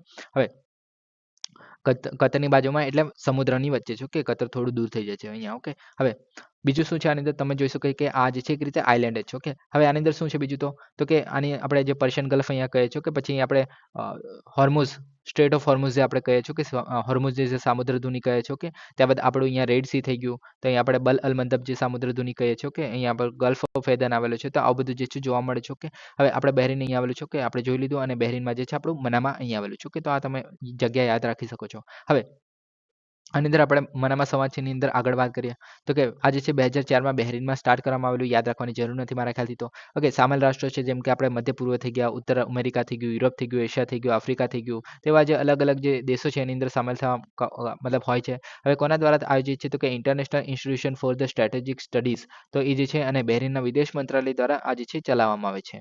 હવે આનો ધ્યેય શું છે તો કે આપણે જોયું કે રાષ્ટ્રીય જે નેતાઓ થઈ ગયા, નીતિના ઘડવૈયાઓ થઈ ગયા, વ્યૂહાત્મક વિચારકો થઈ ગયા, દબાણયુક્ત જે પ્રાદેશિક સુરક્ષાના મુદ્દાઓને ઉકેલવા માટે એક રીતે પ્લેટફોર્મ પૂરો પાડે છે. ઓકે, હવે દબાણયુક્ત પ્રાદેશિક મુદ્દાઓ એટલે શું? તો કે આપણે વાત કરી જેમ કે અઝરબૈજાન આર્મેનિયાનો જે મુદ્દો થઈ ગયો, ઈરાન ઇરાકનો મુદ્દો થઈ ગયો, પછી બીજા બધા જે મુદ્દાઓ જોવા મળે છે કે જોર્ડન સિરિયાનો થઈ ગયો, તો આ બધા જે આપણે ઇઝરાયલનો થઈ ગયો, કે તો આ બધા આપણે જે ટોપિક હોય છે તેને જ વાત કરવામાં આવે છે, અંદર એના સોલ્યુશન લાવવાની વાત કરવામાં આવતી હોય છે મોસ્ટલી. હવે ભૌગોલિક રાજનીતિ, સુરક્ષા વલણો અને સંઘર્ષના જે નિરાકરણ પર નીતિ વિષયક ચર્ચાઓની સુવિધા આપે છે. તો આ મોસ્ટલી જે ચર્ચાઓ કરવામાં આવે છે, તો આ બધું યાદ રાખવાની જરૂર નથી શેના માટે છે. ઓકે, હવે આટલું થઈ ગયું કે આપણે મનામાં સંવાદ જે છે બેરીનમાં થાય છે અને આપણે જે આવા બધા મુદ્દાઓ હોય છે તેને સોલ્યુશન માટે હોય છે. ઓકે, થઈ ગયું. હવે થીમની જો આપણે વાત કરીએ તો કે પ્રાદેશિક સમૃદ્ધિ અને સુરક્ષાને આકાર આપવાના મધ્ય પૂર્વનું નેતૃત્વ. ઓકે, તો આ રીતેની થીમ છે, તો તમે આઈડિયા રાખી શકો છો સિર્ફ. ઓકે, હવે તો આ થઈ ગયું. હવે આપણે નેક્સ્ટ ટોપિકની વાત કરશું. તો નેક્સ્ટ ટોપિક પણ એટલો બધો ઇમ્પોર્ટન્ટ નથી, પણ જમ્મુ કાશ્મીરના જે પ્રવાસન સ્થળો છે એની વાત કરવામાં આવે છે. તો કે ભારત સરકારના જે વિશ્વ બેંક અને જે જમ્મુ કાશ્મીર વહીવટી તંત્ર છે, ઓકે, તો ત્રણના સહયોગથી 4 નવા પ્રવાસન સ્થળો જે છે વિકસાવવામાં આવી રહ્યા છે. તો એને કારણે ન્યૂઝમાં છે. હવે 4 સ્થળો જે તમને ખાલી આઈડિયા હોય છે કે કઈ જગ્યાએ, મતલબ કઈ જગ્યાએ તો નહીં, પણ કયા સ્થળો છે એ આપણે યાદ રાખવાની ટ્રાય કરશું. તો સૌપ્રથમ છે આપણે કોકરનાગ. ઓકે, તો કોકરનાગ જ મને ખાલી આ મેપમાં મળ્યો કે અહીંયા કોકરનાગ જે છે અહીંયા કશે આવેલો છે. ઓકે, હવે આગળ વાત કરીએ તો કે અનંતનાગ જિલ્લો છે તેની અંદર આવેલો છે. હવે આ જે છે કોકરનાગ જે છે કાશ્મીરના બોટનિકલ ગાર્ડન તરીકે ઓળખાય છે. તો આ વસ્તુ ઇમ્પોર્ટન્ટ બનશે કે કોકરનાગ જે છે બોટનિકલ ગાર્ડન તરીકે ઓળખાશે. પછી બારાદરી જે છે તો એ એના માટે છે તો કે ચિનાબ નદીની નજીક છે અને એક આર્કિટેક્ચરલ અજાયબી છે અને ઐતિહાસિક મહત્વ અને મનોહર વાતાવરણ માટે જાણીતું. કે હવે આમાં આપણે કેમ ઇમ્પોર્ટન્ટ બનશે કે આને જે છે સ્પેસિફિક નામ આપવામાં આવ્યું છે આ જગ્યાને કે કોકરનાગ જે છે એ કાશ્મીરના બોટનિકલ ગાર્ડન તરીકે પણ ઓળખાય છે. તો એને કારણે આ જે છે વધારે ઇમ્પોર્ટન્ટ બનશે આ જે બારદરી છે એના કરતાં. ઓકે, ત્યારબાદ ભાદરવાની વાત કરીએ તો કે આને મિની કાશ્મીર તરીકે ઓળખવામાં આવે છે. તો એને કારણે આપણે ઇમ્પોર્ટન્ટ બનશે કે મિની કાશ્મીરને આપણે કોને ઓળખીએ છીએ તો કે ભાદરવાની જગ્યા છે તો તેને આપણે ઓળખીએ છીએ ડોડા જિલ્લામાં આવેલી છે. મનોહર સુંદરતા અને જંગલો અને સાહસિક પ્રવાસનો માટે ઓળખાય છે. ઓકે, તો વિશેષતા તો આપણે આટલી જ યાદ રાખવી કે મિની કાશ્મીર તરીકે ભાદરવા જગ્યા છે તેને ઓળખવામાં આવે છે. પછી દૂધપાત્રી તે જે છે શંકુદ્રીપ જંગલોથી ઘેરાયેલું છે. શંકુદ્રીપ આપણે બધાને ખબર છે જે આપણે ક્રિસમસ ટ્રી જેવા આપણે દેખાતા હોય છે. ઓકે, ઝાડવા, તો તેને આપણે કહે છે શંકુદ્રીપ એક રીતે. ઓકે, તેવા જે જંગલો છે એનાથી ઘેરાયેલું છે. શાંત વાતાવરણ અને સાલીગંગા જે નદી છે એના માટે લોકપ્રિય છે. તો આટલી 4 જે પ્લેસીસ છે દૂધપાત્રી, ભાદરવા અને કોકરનાગ અને બાદરાદેરી. ઓકે, તો 4 જગ્યા છે જે તમે ખાલી આઈડિયા રાખી શકો છો. એની અંદર મેં તમને ઇમ્પોર્ટન્ટ કહી દીધું કે મિની કાશ્મીર આપણે ભાદરવા કહીશું અને botanical garden of the Kashmir એ જે છે આપણું કોકરનાગને કહે છે. ઓકે, તો આટલું વસ્તુ ઇમ્પોર્ટન્ટ બનશે આની અંદર. ઓકે, હવે આપણે નેક્સ્ટ ટોપિકની વાત કરીએ તો ભારતની ડિજિટલ ક્રાંતિ. તો આની અંદર આપણે મોસ્ટલી જે છે યુપીઆઈ થઈ ગયું, ડિજીલોકર છે, આધાર થઈ ગયું, તો એ બધાની જ વાત કરવાના છીએ. ઓકે, તો ભારતના જે ડિજિટલ ઇન્ફ્રાસ્ટ્રક્ચરમાં તાજેતરના જે વર્ષોમાં નોંધપાત્ર રીતે પરિવર્તન આવ્યું છે. ક્લાઉડ કમ્પ્યુટિંગ થઈ ગયું, એઆઈ થઈ ગયું, ડિજિટલ ગવર્નન્સ થઈ ગયું, એના માટેની પહેલો થઈ ગયું. કે તો એના દ્વારા સંચાલિત જેમ કે આપણે આધાર, યુપીઆઈ, ડિજીલોકર છે એવા બધા જે પ્લેટફોર્મ છે એમાં જે છે આપણે અગ્રેસરતા ધરાવીએ છીએ બીજા બધા દેશો કરતા વિશ્વમાં. ઓકે, તો એના માટે આ ન્યૂઝમાં છે. ઓકે, હવે આપણને બધાને ખબર જ છે કે આધાર શેના માટે કામ કરે છે તો કે વિશ્વની જે ટોચની મોટી જે ડિજિટલ ઓળખ સિસ્ટમ છે. આપણે બધાને ખબર છે કે આટલા કરોડ જેટલા લોકો જે છે સિમલેસ ઓથેન્ટિકેશન સક્ષમ કરે છે. યુપીઆઈ શેના માટે યુઝ કરે છે તો ડિજિટલ ચૂકવણી માટે યુઝ કરે છે. આટલા લોકો જે છે જોડાયેલા છે અત્યાર સુધીમાં 2024 સુધીમાં અને નાણાકીય સમાવેશોને આગળ વધાપાવે છે. પછી ડિજીલોકર તો આપણે બધા દસ્તાવેજોનો સંગ્રહ કરીએ છીએ આની અંદર આપણે બધાને ખબર જ હશે. કે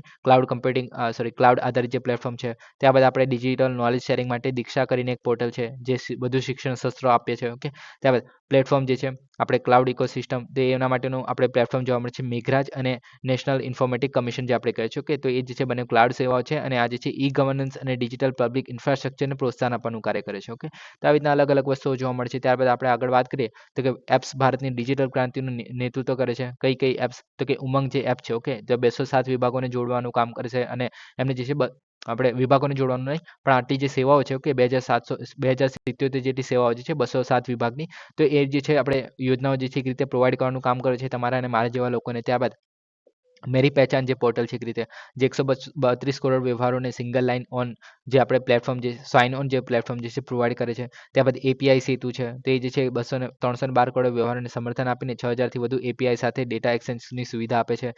ત્યારબાદ હસ્તાક્ષર તો એ જે છે આટલા જે દસ્તાવેજ પ્રમાણીકરણ કરે છે એટલે કે દસ્તાવેજો હોય છે આપણે તેનું પ્રમાણ આપે છે. ઓકે, જેમ કે ડિજીલોકરમાં આપણે કેવું તમારું ડ્રાઇવિંગ લાઇસન્સ શેર કરો તો તમારું પ્રમાણ છે કે હા ભાઈ તમારી જે ડ્રાઇવિંગ લાઇસન્સ જે તમે દેખાડી રહ્યા છે એ ઓરિજિનલ છે એ રીતે. ઓકે, તે એમને જે છે ડિજિટલ હસ્તાક્ષરને સક્ષમ કરે છે. ત્યારબાદ ઈ સંજીવની છે તે કે 12 કરોડથી વધુ પરામર્શ અને હેલ્થકેર એક્સેસમાં સુધારો કરતું ટેલિમેડિસિન પ્લેટફોર્મ છે. ઓકે, તો આ એક રીતે ટેલિમેડિસિન છે. ઓકે, તો આ બધી જે પ્લેટફોર્મ જે છે આપણે દર્શાવે છે કે ભાઈ આપણે વિશ્વ કરતાં થોડા આગળ ચાલી રહ્યા છીએ જ્યારે આપણે ડિજિટલની વાત કરીએ છીએ ત્યારે. ઓકે, ત્યારબાદ આપણે નેક્સ્ટ ટોપિકની વાત કરીએ તો સંથાનૂર ડેમ. ઓકે, તો આપણે એટલો બધો ઇમ્પોર્ટન્ટ નથી, પણ ન્યૂઝમાં છે એટલે આપણે જોઈ લઈશું. તો ચક્રવાત ફેંગલ છે તમિલનાડુનું, એ પેનિયા નદીના બેસિનમાં અભૂતપૂર્વ વરસાદ લાવ્યો છે, જેના પરિણામે સંથાવુર જે ડેમ છે એમાં પ્રવાહ આવ્યો છે, જે પહેલાથી આટલા પ્રમાણે જે વધારે હતો. આ ન્યૂઝ આપણે કંઈ કામની નથી એક રીતે જોવા જઈએ તો. ઓકે, હવે સંથાવુર ડેમની જો આપણે વાત કરીએ તો પહેલા તો આપણને ખબર પડી ગઈ કે પોનિયાર ડેમ પર છે. ઓકે, હવે તિરુવનમલાઈ જે નજીક તમિલનાડુના જે થંડારાપેટ તાલુકાના પનિયાર જે નદી છે એના પર આવેલું છે. ઓકે, પેનિયાર જે નદી છે આપણે કહીએ છીએ તેના પર છે. ઓકે, હવે પેનિયા નદીની જો આપણે વાત કરીએ, પહેલા તો સંથાવુર ડેમ ક્યાં છે આમાં, તો કે આ તમે જોઈ શકો છો અહીંયા છે આપણે સંથાવુર ડેમ. ઓકે, અને બીજો છે કૃષ્ણાગિરી જે ડેમ છે તે પણ આવેલો છે આના પર. ઓકે, હવે આપણે આની વાત કરીએ તો કે 1958માં બાંધવામાં આવેલો. ઓકે, હવે તમિલનાડુમાં ત્રીજો સૌથી મોટો બંધ છે. ઓકે, તો બાકીના બે કયા મોટા છે, તો કે આપણે શું કહે કે મેતુર. ઓકે, તો મેતુર પછી તો આ મેતુર તમે જોઈ શકો છો, અને ભવાની સાગર. ઓકે, તો એ જે છે અહીંયા આવેલો છે, તમે જોઈ શકો છો તે ભવાની સાગર પર આવેલો છે, અને આ બંને જે છે એક રીતે કાવેરી નદી પર આવેલા છે. ઓકે, હવે કાવેરી નદી મતલબ એ સોરી મેતુર જે છે એ તો કાવેરી નદી પર જ આવેલો છે. ઓકે, તો એ જે છે આપણે પહેલા નંબરનો ડેમ છે, ત્યારબાદ ભવાની સાગર આવે છે, અને ત્યારબાદ ત્રીજો મોટો સૌથી ડેમ જે છે આપણો સંથાનુર ડેમ છે. ઓકે, અને આ બધા જે છે તમિલનાડુની અંદર જ આવેલા છે. ઓકે, તમિલનાડુની જ વાત કરવામાં આવે છે. ઓકે, પ્રવાસીઓને મગર અને માછલીઓ આકર્ષે છે. ઓકે, હવે આપણે નદી વિશે પણ થોડું જોઈ લઈએ તો કે નંદી હિલ્સ કર્ણાટકમાંથી નીકળે છે. ઓકે, હવે નંદી હિલ્સ કર્ણાટકમાંથી નીકળે છે. ઓકે, બંગાળની ખાડીમાં વહેતા પહેલા કર્ણાટક, તમિલનાડુ અને આંધ્રપ્રદેશમાંથી વહેવાનું કામ કરે છે. આ ઇમ્પોર્ટન્ટ બને છે. ઓકે, આંધ્રપ્રદેશમાંથી વહે છે. ઓકે, અને બંગાળની ખાડીમાં જાય છે. હવે આટલા કિલોમીટર જેટલું જોવા મળે છે કાવેરી પછી તમિલનાડુની બીજી સૌથી લાંબી નદી છે, તો એને કારણે પણ આપણે ઇમ્પોર્ટન્ટ બને છે કે ડેમને નદી પણ.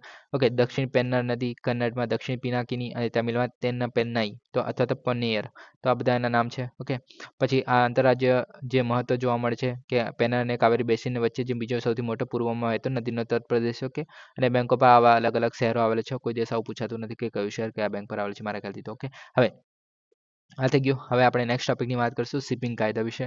તો કે મર્ચન્ટ શિપિંગ બિલ 2024ની રજૂઆતનો ઉદ્દેશ્ય જૂના કાયદાઓને સુધારવા, આંતરરાષ્ટ્રીય ધોરણો સાથે સંરેખિત કરવા અને દરિયાઈ સલામતી, પર્યાવરણ ટકાઉપણું અને આર્થિક કાર્યક્ષમતામાં વધારવાનો છે. હવે આની અંદર શું હોઈ શકે છે, તો પહેલાં તો આ જે છે એક રીતે બિલ જ છે. ઓકે, હવે જે આપણે પહેલાં તો જરૂર શું છે આ બિલ લાવવાની, તો કે આપણે અલગ અલગ વસ્તુ કરવાની છે. જેમ કે આપણે અત્યારના જે બે એક્ટ જોવા મળે છે, મર્ચન્ટ શિપિંગ એક્ટ 1958 થઈ ગયું, કોસ્ટિંગ વેસલ એક્ટ 1838 થઈ ગયું. તે એક રીતે બધી જે આધુનિક દરિયાની જરૂરિયાતોને જે છે સંબોધવામાં નિષ્ફળ જાય છે, એને કારણે ઇમ્પોર્ટન્ટ બને છે. કેવી આધુનિક જરૂરિયાતો, જેમ કે આંતરરાષ્ટ્રીય સંમેલનો સાથે સંરેખિત નથી થતા, આ બધા એક્ટ છે.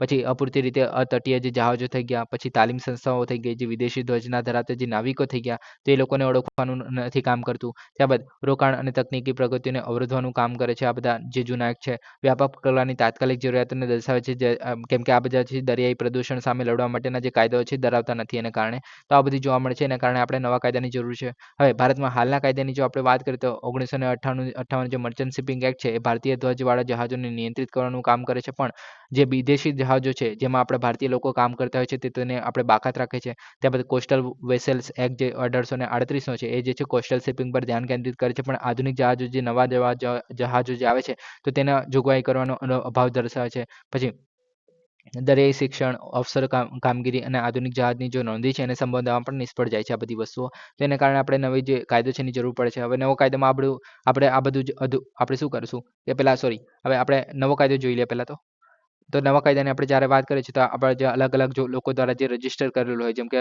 Overseas citizen of the India થઈ ગયું, એનઆરઆઈ થઈ ગયું, લો લાયબિલિટી પાર્ટનરશિપ થઈ ગયું, તો એવા બધા જે બહુમતી ભારતીય જે માલિકો ધરાવતા હોય વિદેશી સંસ્થાઓની, તો એમને મંજૂરી આપે છે કે એ લોકો વેસલ્સ રાખી શકે છે અને રજિસ્ટ્રેશન કરાવી શકે છે. ત્યારબાદ તમામ પ્રકારના જે મેકેનાઇઝ અને બિન મેકેનાઇઝ જહાજો આવરી લે છે. શિપ રિસાયકલિંગ અને ડિમોલિશ જે કરવાનું હોય તો તેમને પણ આપણે આની અંદર ઇન્ક્લુડ કરવામાં આવશે.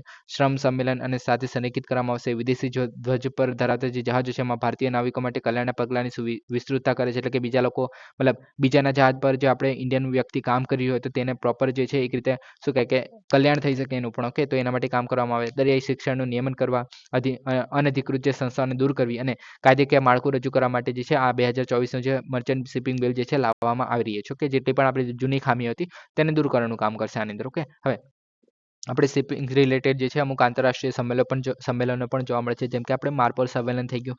તેમાં શું છે કે વાહન આધારિત જે પ્રદૂષણ રોકવું હોય તો આપણે માર્પોલ સંમેલનની વાત કરવામાં આવે છે. તો આપણે થોડા દિવસ પહેલા જ પણ આપણે હોંગકોંગની વાત કરેલી, હોંગકોંગ સંમેલન. તે શું હતું તો કે જ્યારે પણ આપણે જે કોઈ જહાજ છે એને તોડી પાડીને રિસાયકલ કરાવવું હોય તો એના માટે આપણે હોંગકોંગ સંમેલનની આપણે વાત કરીએ છીએ કે હોંગકોંગ સંમેલનને ફોલો કરવું જ્યારે પણ આપણે જહાજનું રિસાયકલિંગ કરતા હોઈએ ત્યારે. ઓકે, હવે એની અંદર આપણે શું કરતા હતા કે પ્રદૂષણ ના થાય, ઓછામાં ઓછું થાય તો એના માટે ધ્યાન કરવાનું છે. ઓકે, પછી મેરીટાઈમ લેબર કન્વેન્શન, તો કે નાવિકોના અધિકારોનું રક્ષણ કરવું, કામ કરવાની જે પરિસ્થિતિને સુનિશ્ચિત કરવી, તે બધું આપણે એના માટે મેરીટાઈમ કન્વેન્શન છે. ત્યારબાદ બંકર કન્વેન્શન, તો જહાજના જે બંકરો છે એમાં તેલ પ્રદૂષણનું નુકસાનને જવાબદારી સંબોધિત કરવી. ત્યારબાદ ભંગાર હટાવવાનું સંમેલન, તો એ જે છે જહાજના ભંગારોને સુરક્ષિત રીતે દૂર કરવાનો આદેશ આપે છે.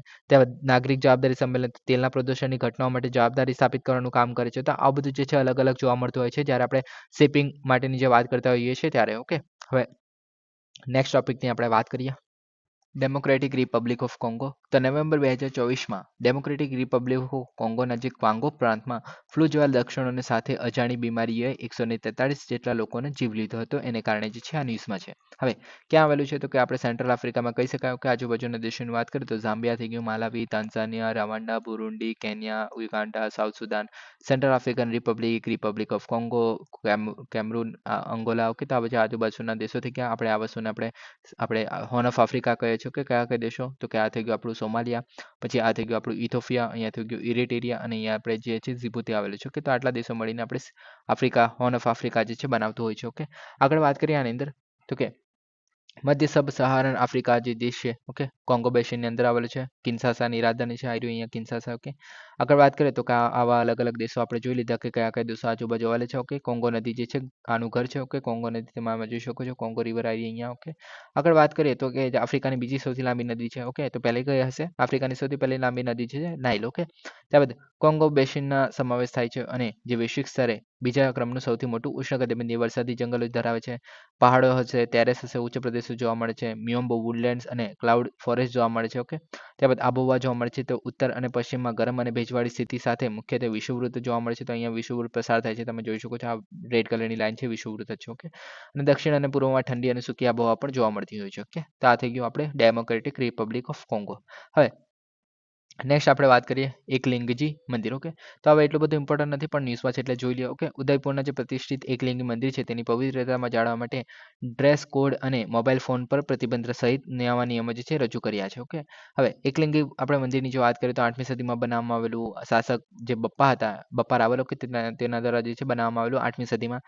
કૈલાસપુર ગામમાં આવેલું છે, ઉદયપુર જિલ્લો, રાજસ્થાન. ઓકે, સ્થાન આપણે 2 વાર જોઈ લીધું. ઓકે, હવે કોના દ્વારા બનાવવામાં આવેલું? ત્યારબાદ હવે આમને જે હમીરસિંહ રિમૂવ આપણે શું કહે કે વિનાશ કર્યા પછી મૂર્તિનું નવીનીકરણ કરવામાં આવેલું કે હમીરસિંહ દ્વારા. ઓકે, ત્યારબાદ ફરીથી આપણે કોઈના દ્વારા હુમલો કરવામાં આવેલો અને ફરીથી આપણે રામકુંભા છે એમને જે છે મંદિરનું પુનર્નિર્માણ કરાવેલું, પ્લસ વિષ્ણુ મંદિર ઉમેરેલું. ત્યારબાદ ફરીથી જે માલવા સલ્તનત છે એમાં ગિયાન શાહ જે હુમલા પછી રાણા રાયમલ છે એમને પછી પુનર્નિર્માણ કરાવેલું કે વારે ઘડીએ એમનું બનાવ કરવામાં જ આવ્યું છે આ મંદિરને. ઓકે, હવે આની અંદર માર્બલ અને ગ્રેનાઇટથી બનાવેલા છે 4 મુખવાળું શિવલિંગ જોવા મળે છે. એકલિંગીનાથનું પ્રતિનિધિત્વ કરતું મધ્યલિંગ શિવલિંગ જોવા મળે છે. વિસ્તૃત શિલ્પો અને સુશોભન સ્તંભો જોવા મળે છે. ઓકે, અને પશુપતા સંપ્રદાય સાથે જોડાયેલું છે. તો આ તમે યાદ રાખી શકો છો કે આ સંપ્રદાય સાથે જોડાયેલું છે. અને નાથ સંપ્રદાય જે છે અને છેવટે રામ નંદી સાથે પણ સંકળાયેલું છે. ઓકે, તો આ જે છે અલગ અલગ સંપ્રદાયો સાથે જોડાયેલું છે એને કારણે ઇમ્પોર્ટન્ટ બને છે. ઓકે, તો તમે ખાલી આઈડિયા રાખી શકો છો કે કઈ જગ્યાએ આવેલું છે એકલિંગ મંદિર જે છે તે. ઓકે, ત્યારબાદ ઇમ્પોર્ટન્ટ ટોપિક છે એન્ટીમેટર. તો કે તાજેતરના અભ્યાસમાં પ્રતિમેટર એટલે કે દ્રવ્ય જે છે આપણે મેટર જે આપણે કહીએ છીએ. ઓકે, તો પ્રતિમેટર એટલે કે એન્ટીમેટર, સોરી અહીંયા ભૂલ છે. ઓકે, અહીંયા એન્ટીમેટર આવશે.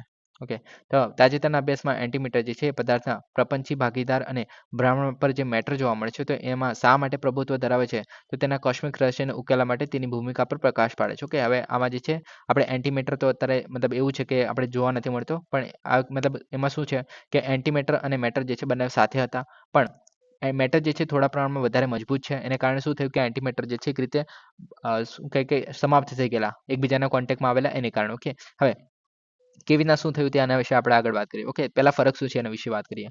તો કે એન્ટીમીટર જે છે એમાં એન્ટી પાર્ટિકલ્સ ઝોનનો સમાવેશ થાય છે જે સમાન મેટર એટલે કે સમાન દ્રવ્ય હોય છે, પરંતુ જે મેટર જે છે એટલે કે દ્રવ્ય જે છે એના સમકક્ષો જેટલા વિપરીત ચાર્જ હોય છે કે જેમ કે આપણે ઉદાહરણ તરીકે ઇલેક્ટ્રોનની વાત કરીએ અથવા તો પ્રોટોનની વાત કરીએ તો ઇલેક્ટ્રોનની જ્યારે આપણે વાત કરીએ છીએ આપણે મેટર એટલે કે કોઈ પણ વસ્તુ હોય તેમાં આપણે અણુ થઈ ગયો કે તો એની અંદર આપણે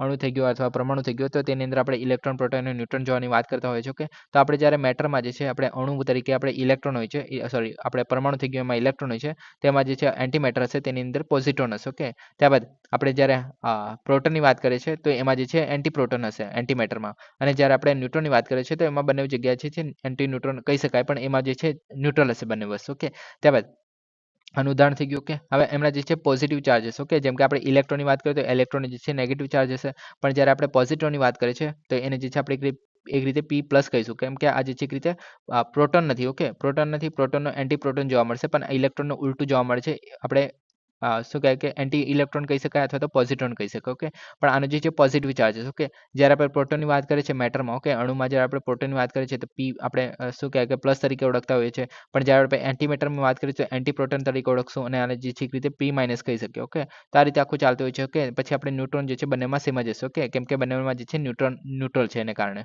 હવે આ થઈ ગયું ઓકે થિયરીકૃત કોને કરવામાં આવ્યું હતું કે પોલ એ એમ જે ડિરાક છે એમના દ્વારા 1928માં થિયરીકૃત કરેલું અને કોસ્મિક કિરણોમાં કાર્લ એન્ડરસન દ્વારા અવલોકન દ્વારા કરવામાં આવેલું ઓકે એટલે કે 1932માં જે છે કાર્લ એન્ડરસન છે એમને અવલોકન કરેલું એન્ટીમેટરનું ઓકે હવે એન્ટીમેટરની જ્યારે વાત કરીએ છીએ તો એ જે છે સામાન્ય વાતાવરણમાં અવેલેબલ નથી હોતા કે આપણે શું કહે કે લેબોરેટરીમાં જે છે આપણે એવી કન્ડિશન ક્રિએટ કરીને પછી આપણે એન્ટીમેટર બનાવી શકીએ છીએ ઓકે હવે ચાર્જની વાત કરીએ તો અનુરૂપ જે પદાર્થના કણોની વિરુદ્ધ હોય છે જે આવી રીતના આપણે જોયું કે પરમાણુમાં ઇલેક્ટ્રોન હોય છે ત્યાં એન્ટીપ્રોટોન જોવા મળતું હોય છે અને એવું રહે ઓકે પ્રોઝિટ્રોન જોવા મળે છે એના જેવું ઓકે પછી પદાર્થના કણો સમાન હોય છે ઓકે દ્રવ્ય સાથે સંપર્ક પર ઉર્જા ઉત્પન્ન કરીને નાશ થાય છે ઓકે એટલે કે જ્યારે એન્ટીમેટર અને મેટર જે છે એકબીજાના કોન્ટેક્ટમાં આવે છે તો એ જે એક રીતે ઉર્જા ઉત્પન્ન થાય છે ઓકે અને બંને જે છે એકબીજાનો નાશ કરી નાખે છે તો કે આગળ વાત કરીએ તો અવલોકનક્ષમ બ્રહ્માંડમાં દુર્લભ જોવા મળે છે ઓકે હવે આપણે જે છે આને એક રીતે અવલોકનક્ષમ બ્રહ્માંડમાં જે છે એક રીતે દુર્લભ છે એટલે કે આને જે છે આપણે ઇઝીલી ફાઇન્ડ નથી કરી શકતા એક રીતે ઓકે હવે રચનાની વાત કરીએ તો મેટર જે છે એની સાથે બિગ બેંગ દરમિયાન જે છે રચાયું હતું એક રીતે ઓકે મેટર એટલે કે જ્યારે આપણે બિગ બેંગ થયેલું જેમ આપણે પૃથ્વીનો ઉદ્ભવ થયો તો એવું પણ માનવામાં આવે છે કે તો ત્યારે જે છે મેટરની સાથે જે છે એન્ટીમેટર પણ ઉત્પન્ન થયેલું પણ એન્ટીમેટર જે છે એમાં જે છે નાનકડી અસમાન પ્રમાણતા જે છે એન્ટીમેટરનો નાશ તરફ દોરી ગઈ અને જેનાથી મેટર જે છે વધુ પ્રબળ બની ગયું એક રીતે શું થયું કે આ બંને વચ્ચે જે છે એકબીજાના કોન્ટેક્ટમાં આવ્યા તો એન્ટીમેટર જે છે એક રીતે ખલાસ થઈ ગયું નાશ થઈ ગયો એનો ઓકે અને જે મેટર જે છે વધારે પ્રબળ હતું એને કારણે એ જે છે બચી ગયું તો આ રીતે બંને એકબીજાના શું કહે કે વિરોધી છે છતાં પણ મેટર જે છે જીતી ગયું છે ઓકે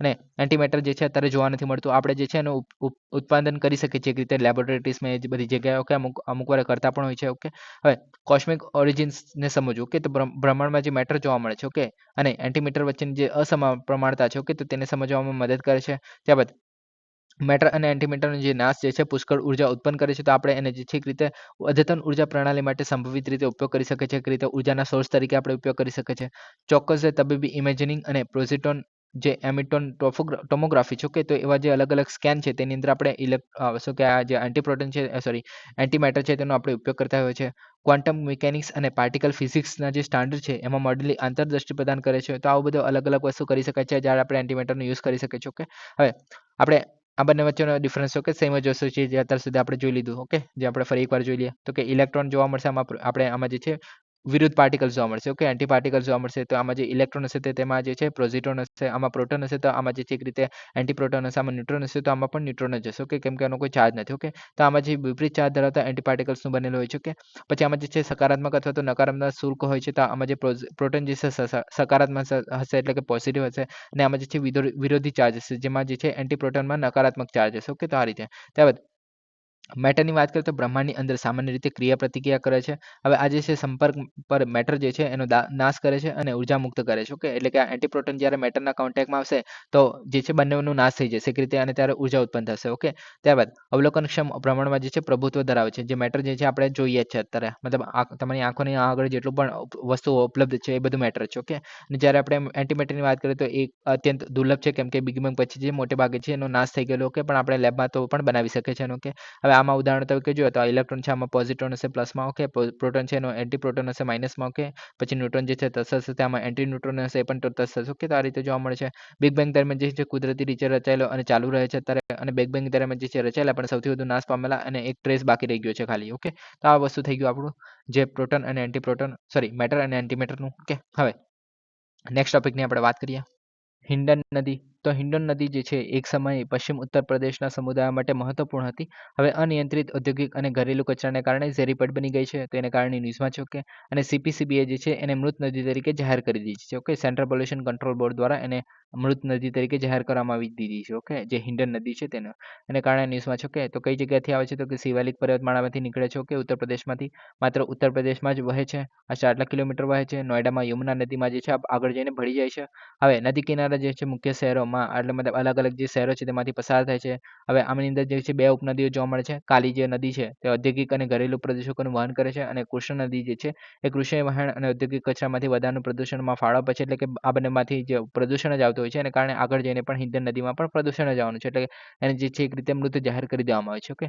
તો એને કારણે આ વસ્તુ જે છે ન્યૂઝમાં હતી આ નદી, ઓકે. હવે નેક્સ્ટ વાત કરીએ તો કે ગુરુવાયુર મંદિર, ઓકે. તો સર્વોચ્ચ અદાલતના તાજેતરમાં ગુરુવાયુર મંદિરના વહીવટની તરફેણમાં કેરળ હાઈકોર્ટના આદેશ સામે અરજીની તપાસ કરવામાં સંમત થઈ છે, જેને ભીડ વ્યવસ્થાપનના મુદ્દાને ટાંકીને એકાદશી જે ઉદય સ્થાપન પૂજા છે એની પ્રાચીન વિધિને બંધ કરવાનો નિર્ણય કરેલો, ઓકે. એટલે કે જે આપણે શું કહે કે જે કેરળ હાઈકોર્ટ હતી તેને ના પાડી દીધી, એટલે કે ભાઈ તમે જે આ પૂજા કરો છો, કે તો એ જે છે નહીં થાય આ વર્ષે, ઓકે. પણ એની સામે જે છે અરજી કરવામાં આવેલી સુપ્રીમ કોર્ટમાં, અને એ જે છે અરજીનો સ્વીકાર કરી લેવામાં આવે છે સુપ્રીમ કોર્ટ દ્વારા, ઓકે.